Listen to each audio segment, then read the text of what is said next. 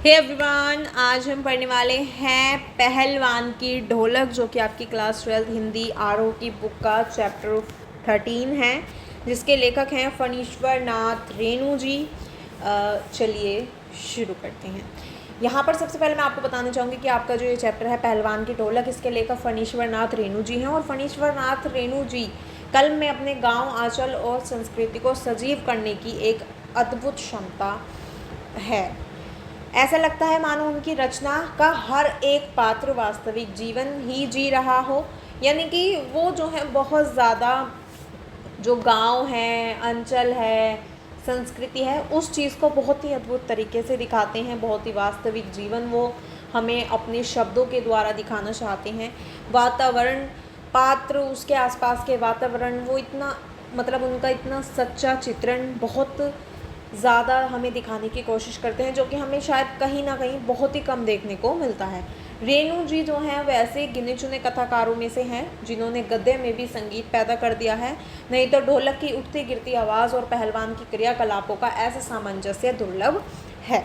अब यहाँ पर जो हमें कहानी हमारी है, बताई गई है या दिखाई गई है पहलवान की ढोलक। तो यहाँ पर ये जो कहानी हमें बताई गई है, कहानी की शुरुआत में जो लेखक हैं वो बताते हैं कि जाड़ों के मौसम में गांव में महामारी फैली हुई होती है और गांव के अधिकतर लोग जो है मलेरिया और हैजे से ग्रस्त थे। जाड़े के दिन थे, रातें एकदम काली अंधेरी और डरावनी लग रही थी। ऐसा लगता है जैसे रात उस गांव के दुख में दुखी होकर चुपचाप आंसू बहा रहे हो। टूटते तारे का उदाहरण देते हुए जो लेखक हैं वो कहते हैं कि उस गांव के दुख को देखकर यदि कोई बाहरी व्यक्ति उस गांव के लोगों की कुछ मदद करना भी चाहता हो तो भी वह नहीं कर सकता था, क्योंकि उस गांव में फैली हुई जो महामारी है उसके कारण कोई भी अपने जीवन को कष्ट में डालना नहीं चाहता था। रात में खामोशी में सिर्फ सियारों और उल्लुओं की आवाज़ ही सुनाई देती थी। कभी कभी उस काली अंधेरी रात में कोई कमज़ोर स्वर भगवान को पुकारता हुआ सुनाई पड़ जाता था, और कभी किसी बच्चे के द्वारा अपनी माँ को पुकारने की धीमी सी आवाज़ सुनाई देती थी। क्योंकि कुत्तों में परिस्थिति को समझने की विशेष बुद्धि होती है और इसलिए वो रात होते ही रोने लग जाते थे और गांव के दुख में अपना स्वर मिलाने लगते थे। रात की इस खामोशी को सिर्फ पहलवान की ढोलक ही तोड़ती थी। पहलवान की ढोलक जो थी वो संध्या काल से लेकर प्रातः काल तक लगातार एक ही गति से बजती रहती थी। गांव में फैली हुई महामारी से होने वाली जो मौतें थी उनको चुनौती देती रहती थी। ढोलक की आवाज़ निराश, हताश, कमज़ोर और अपनों को खो चुके लोगों में संजीवनी भरने का काम करती थी, और इस ढोलक को लुट्टन सिंह पहलवान जो थे वो बजाया करते थे।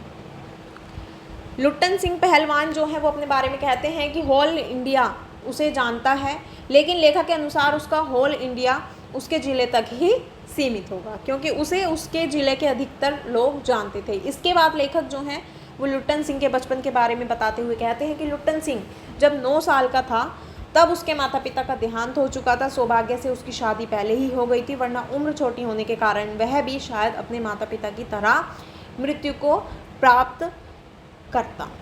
उसके विधवा सास ने ही उसको पाल पोस कर बड़ा किया। वो बचपन में गाय चराता, खूब दूध दही खाता और कसरत करता था।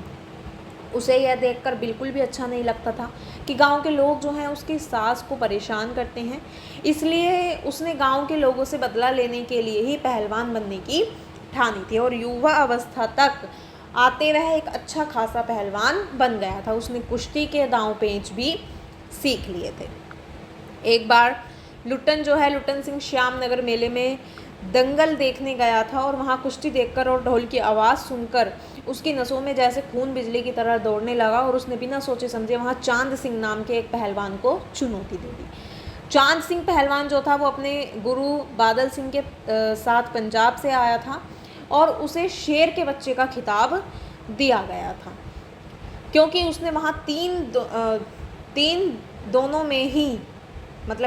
दिनों में ही सभी पहलवानों को धूल चटा दी थी। उसका पराक्रम देखकर श्यामनगर के जो राजा हैं चांद सिंह, उनको अपने यहाँ राज पहलवान रखने की भी सोच रहे थे।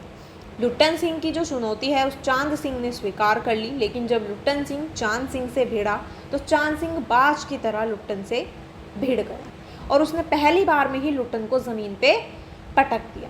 लेकिन लुट्टन सिंह उठ खड़ा हुआ और दोबारा दंगल शुरू करा, परंतु राजा साहब ने बीच में ही कुश्ती रोककर लुट्टन को बुलाकर उसके साहस के लिए उसे 10 रुपये देकर मेला घूमने और घर जाने को कहा। परंतु इस बार जो लुट्टन सिंह था उसने सभी की उम्मीदों के विपरीत चांद सिंह को चित कर दिया और उसने इस पूरी कुश्ती में ढोल को अपना गुरु मानते हुए उसके स्वरों के हिसाब से ही दांव पेंच लगाया और कुश्ती जीत ली। जीत की खुशी में उन्होंने राजा जी को उठा लिया और राजा ने भी प्रसन्न होकर कहा कि उसने बाहर से आए हुए जो पहलवान हैं उसको हराकर अपनी मिट्टी की लाज रख ली और उन्होंने उसे राज पहलवान बना दिया। राजा का संरक्षण मिलने के बाद जो लुट्टन सिंह है उसको अच्छा खाना, कसरत करने की भी सुविधाएं मिलने लगी और बाद में काले खां जैसे कई प्रसिद्ध पहलवानों को हराकर वो लगभग 15 वर्षों तक अजय रहा, यानी कि 15 वर्षों तक उसे कोई भी हरा नहीं सका, बड़ा से बड़ा पहलवान भी। इसलिए उसके ऊपर हमेशा राजा की विशेष कृपा दृष्टि रहती थी। धीरे धीरे राजा उसे किसी से लड़ने भी नहीं देते थे क्योंकि लुट्टन सिंह सभी पहलवानों को आसानी से हरा देता था और खेल का मजाक खराब हो जाता था। अब वह राज दरबार का सिर्फ एक दर्शनीय जीव बनकर रह गया था। लुट्टन सिंह के 2 बेटे थे और उसने अपने दोनों बेटों को भी पहलवान बना दिया था। वो ढोलक को ही अपना गुरु मानता था, इसलिए अपने दोनों बेटों को भी ढोलक की थाप में पूरा ध्यान देने को कहता था। लुट्टन सिंह की ज़िंदगी ठीक ठाक चल रही थी, लेकिन 15 साल बाद अचानक एक दिन वृद्ध राजा की मृत्यु हो गई, जिसके बाद लुट्टन की ज़िंदगी ने मोड़ लिया। राजा की मृत्यु के बाद उनके बेटे ने राज्य का भार संभाल लिया। नए राजा को कुश्ती में बिल्कुल भी दिलचस्पी नहीं थी और लुट्टन सिंह पर होने वाला जो खर्च था उसको सुनकर वह हक्का बक्का रह गया। अतः उसने लुट्टन सिंह को राज दरबार से निकाल दिया। लुट्टन सिंह अपने दोनों बेटों के साथ गांव वापस आ गया। गांव वालों ने उसकी मदद के लिए गांव के एक छोर पर उसकी एक छोटी सी झोपड़ी बना दी और उसके खाने पीने का भी इंतज़ाम कर दिया। इसके बदले में वह गांव के नौजवानों को पहलवानी सिखाने लगा, लेकिन यह सब ज़्यादा दिनों तक नहीं चला क्योंकि गांव के गरीब नौजवान पहलवानी करने के लिए पौष्टिक आहार आदि का खर्च नहीं उठा पाते थे और इसलिए वह अपने ढोलक की थाप पर अपने दोनों बेटों को ही कुश्ती सिखाया करता था। उसके बेटे दिन भर मजदूरी करते जिससे उनका गुजर बसर चलता और शाम को कुश्ती के दांव पेच सीखते थे। एक बार गांव में सूखा पड़ जाती है, तो एक बार गांव में सूखा पड़ गया और साथ ही गांव के जो लोग हैं उनको हैजे और मलेरिया ने जकड़ लिया।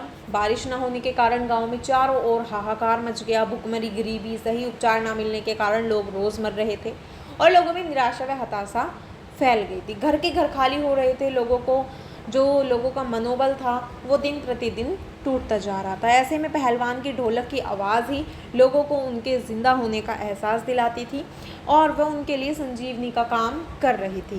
पहलवान के दोनों बेटे भी बीमारी की चपेट में आकर मरने की स्थिति में पहुंच गए थे और मरने से पहले वो अपने पिता से ढोलक बजाने को कहते थे। लुट्टन सिंह रात भर ढोलक बजाता है और सुबह जाकर देखता है तो वो दोनों पेट के बल मरे पड़े थे। वो अपने बेटों को कंधे पर ले जाकर नदी में बहा देता है। लोगों का मनोबल ना टूटे इसके लिए वह उसी रात को फिर से ढोलक बजाता है। लोगों ने उसकी हिम्मत की दाद दी और साथ ही साथ खुद में भी एक ऊर्जा का अनुभव किया। इसके 4-5 दिन बाद एक रात ढोलक की आवाज़ सुनाई नहीं देती है और जब क्या होता है कि इसके 4-5 दिन बाद एक रात ढोलक की आवाज़ सुनाई नहीं दी। पहलवान के कुछ शिष्यों ने सुबह जाकर देखा तो वह मरा पड़ा था। पहलवान ने बहुत कोशिश की कि वह मौत को हराकर जीत हासिल करे, लेकिन वह हार गया और मौत जीत गई। आंसू पूछते हुए उसके शिष्य ने कहा कि गुरुजी कहा करते थे कि जब मैं मर जाऊं तो मुझे पीठ के बल नहीं बल्कि पेट के बल चिता पर लिटाना और चिता जलाते वक्त ढोलक अवश्य बजाना। वह शिष्य आगे नहीं बोल पाया।